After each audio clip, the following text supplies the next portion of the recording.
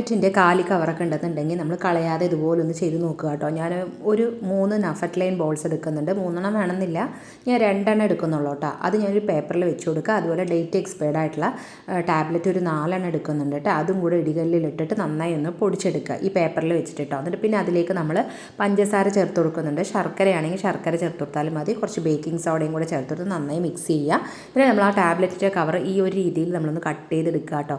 എന്നിട്ട് നമ്മൾ ഈ ഒരു പൊടിനെ നമ്മളൊരു പാത്രത്തിലേക്ക്, വേറെ നമ്മൾ യൂസ് ചെയ്യാത്ത പാത്രത്തിലേക്ക് ഇട്ടിട്ട് നമ്മൾ കുറച്ച് വെള്ളം ഒഴിച്ച് നന്നായി മിക്സ് ചെയ്തതിന് ശേഷം ഇതുപോലൊന്ന് ഈ ഒരു ടാബ്ലറ്റിൻ്റെ കവറിലാക്കുക.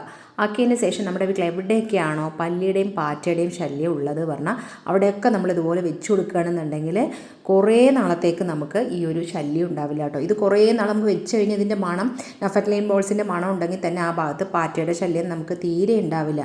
അപ്പോൾ ഇത് നല്ലൊരു റിസൾട്ട് കിട്ടുന്നതാണ് കേട്ടോ. അപ്പോൾ നമ്മളിതുപോലെ വെച്ചിട്ടുണ്ടെന്നുണ്ടെങ്കിൽ അതിനകത്തൊന്നും പാറ്റ വരില്ല. അപ്പോൾ നിങ്ങളിതുപോലെ ഒന്ന് ട്രൈ ചെയ്ത് നോക്കുക.